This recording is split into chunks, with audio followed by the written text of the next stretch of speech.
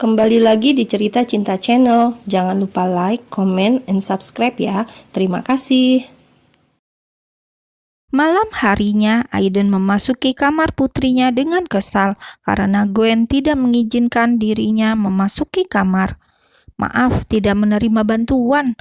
Baru saja Aiden akan membuka mulutnya, namun putrinya itu sudah berbicara lebih dahulu. Aiden mendudukkan diri di tepian tempat tidur, sembari menatap punggung putrinya yang sedang belajar. "Kamu jahat dengan Dedi," ucap Aiden lesu. Anaya terkekeh pelan, menoleh ke belakang sesaat. Ayahnya sedang merasa gegana, gelisah, galau merana. "Habisnya, Dedi juga menyebalkan," jawab Anaya menutup buku sekolahnya, memasukkannya ke dalam tas. Belajar sudah selesai, ia berjalan menghampiri Aiden dan duduk di samping ayahnya itu. "Memangnya Dedi kenapa?" Aiden menoleh ke putrinya. "Dedi terlalu tampan hingga para wanita di luar sana pasti akan terpesona melihat Dedi." Anaya memanyunkan bibirnya tajam. Aiden tergelak mendengar perkataan putrinya. Ia mengacak pucuk kepala Anaya dengan gemas. "Dedi sudah tampan dari dalam kandungan omamu, Naya. Coba kamu perhatikan wajah Dedi Nathan, Papi Ansel, dan Ayah Sean. Apakah wajah kami ada yang jelek?" tanya Aiden masih menyisakan tawanya. "Kalian memang tampan semua sih," jawab Anaya mengakuinya. "Jadi sekarang kamu harus bertanggung jawab, bujuk mamimu karena Dedi tidak bisa tidur tanpa memeluknya," ucap Aiden. "Tidak semudah itu, Dedi," jawab Anaya menggeleng pelan. Aiden menghembuskan nafas kasar. Kalau sudah begini, ia harus mengeluarkan ajiannya. "Kamu mau apa?" tanya Aiden yang sudah paham karakter putrinya. "Dad, aku mendapatkan tawaran ikut perlombaan menyanyi dari sekolah. Dan pasanganku adalah Gerald. Jadi izinkan aku untuk mengambil tawaran itu, Dad. Lumayan hadiahnya," jawab Anaya dengan serius. Aiden menaikkan sebelah alisnya, menatap putrinya dengan selidik. "Gerald yang tadi siang itu?" tanya Aiden, dan Anaya menganggukkan kepala. "Iya, Dad, berikan aku izin," bujuk Anaya. "Jika Dedi tidak memberikan aku izin, aku akan mengadukan kepada Mami jika Dad..." "Oke, Dedi izinkan," potong Aiden dengan cepat.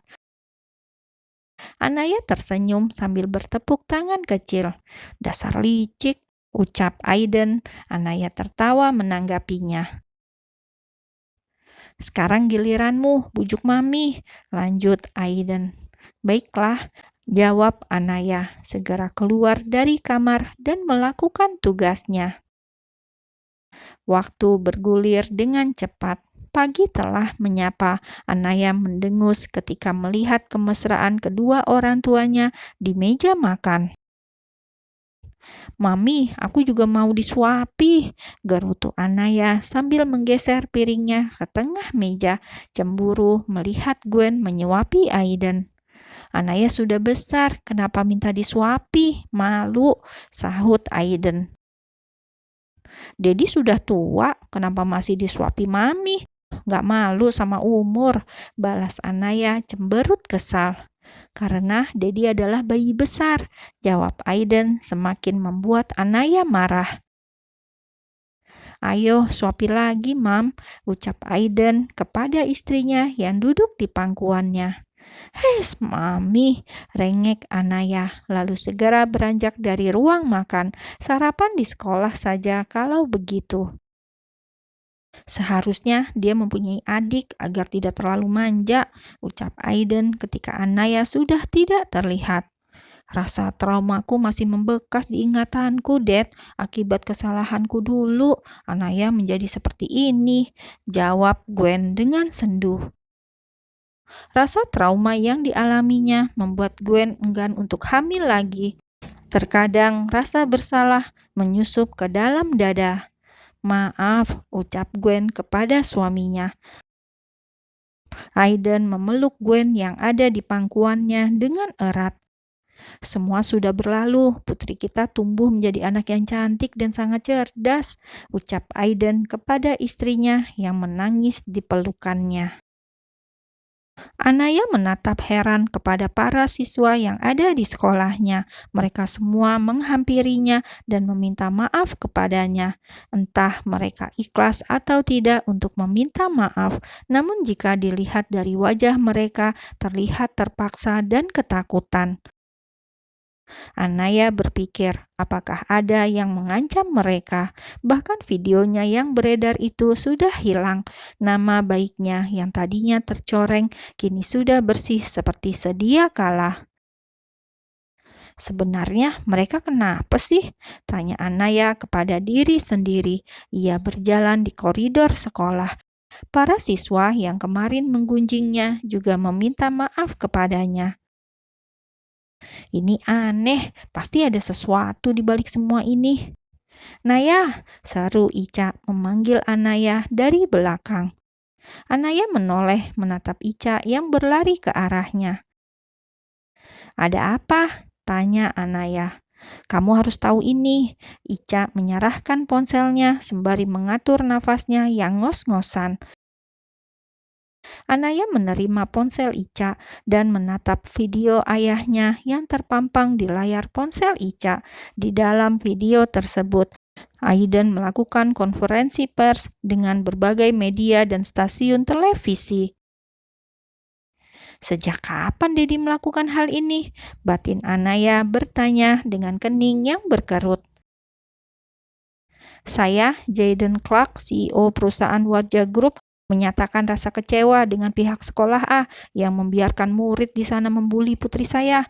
Saya harap pihak sekolah dan para murid di sana segera meminta maaf kepada putri saya yang bernama Anaya Aurora Clark. Jika tidak, saya akan mengambil jalur hukum karena ini menyangkut nama baik putri saya. Karena selain dibuli, putri saya juga difitnah. Terima kasih.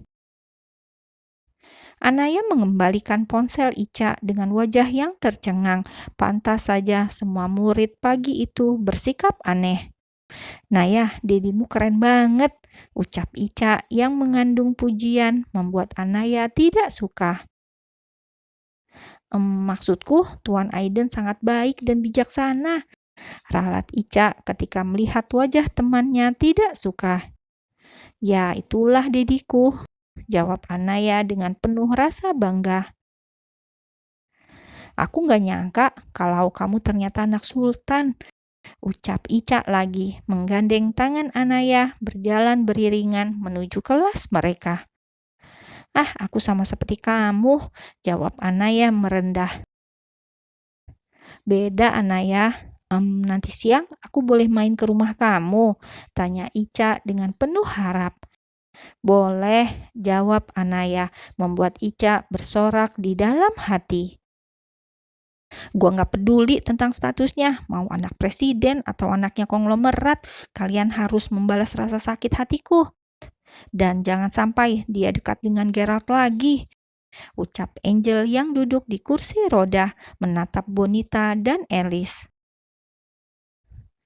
Tulang punggungnya retak dan harus menjalani operasi untuk pemasangan pen.